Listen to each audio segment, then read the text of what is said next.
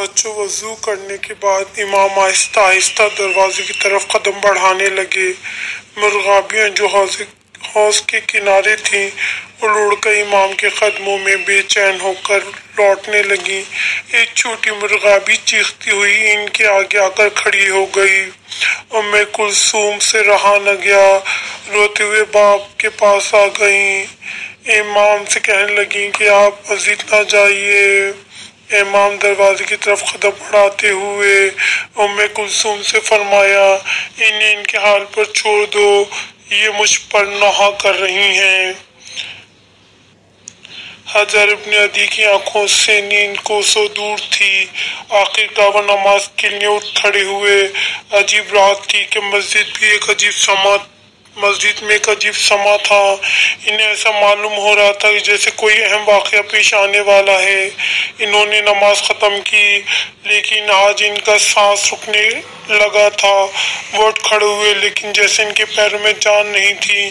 ان کی سمجھ میں نہیں آ رہا تھا کہ یہ سب کیا ہو رہا ہے۔ انہیں خیال آیا کہ ابھی صبح کی اذان میں کچھ وقت باقی ہے، اس لیے فراہت کے کنارے جا کر ایک چکر لگاؤں۔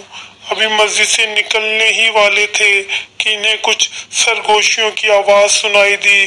وہ رک گئے۔ کچھ افراد مسجد کے کونے میں کھڑے آہستہ آہستہ باتیں کر رہے تھے۔ وہ مشکوک لگتے تھے۔ انہوں نے غور کیا تو آواز آئی، ابن ملجم جلدی کرو، صبح ہو رہی ہے۔ یہ شخص منافق کی آواز تھی جو بظاہر امام کا قریبی صحابی تھا، لیکن سب جانتے تھے کہ وہ معاویہ کا آدمی ہے۔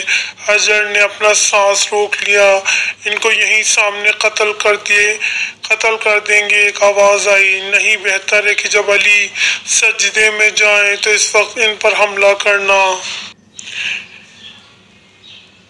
حجر یہ سن کر لرز گئے۔ یقیناً یہاں کوئی سرگوشی ہو رہی تھی۔ یہ لوگ کون تھے؟ کیا معاویہ کے بھیجے ہوئے قاتل تھے؟ حجر جوتے پہنے بغیر ہی مسجد سے باہر نکل گئے تاکہ امیر المومنین علی علیہ السلام کو جلد سے جلد سازش سے خبردار کر سکیں۔ اللہ اکبر! مؤذن کی آواز گونجی۔ حجر دوڑتے ہوئے جا رہے تھے۔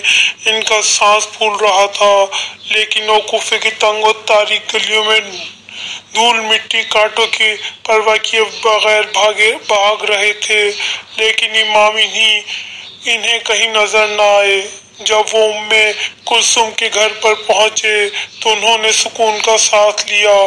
یقیناً امام علیہ السلام ابھی گھر سے باہر نہیں آئے تھے، ورنہ ضرور راستے میں مل جاتے۔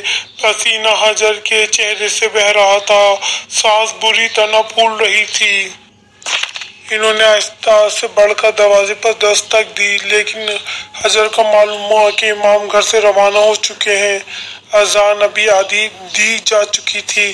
حجر واپس آ گئے۔ یقیناً امام آج کسی اور راستے سے مسجد گئے تھے، ورنہ انہیں ضرور مل جاتے۔ اب تو حجر کے لیے سوچنے کا بھی وقت نہ تھا۔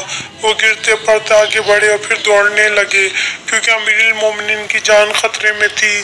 مسجد ابھی دور تھی، لیکن انہیں امام علیہ السلام کے مسجد پہنچنے سے قبل پہنچنا تھا تاکہ دشمنوں کی سازش کو ناکام بنا سکیں۔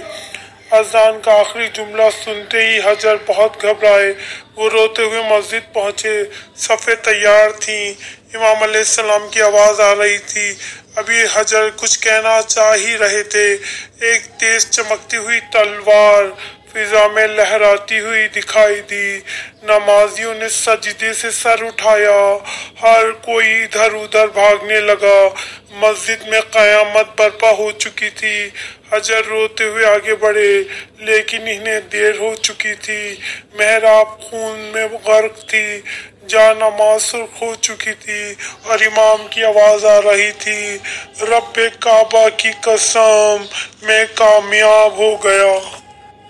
کیونکہ دادا جان مولا کائنات علی ابن ابی طالب کا مقصد یعنی کہ شہادت پانا تھا، اس لیے مولا نے کہا، رب کعبہ کی قسم، آج علی کامیاب ہو گیا۔ دوستو، ابن ملجم اور مولا کے تمام دشمنوں پہ بے شمار لعنت۔ ہم امام زمانہ کی خدمت میں مولا کائنات علی ابن ابی طالب کا پرسہ پیش کرتے ہیں۔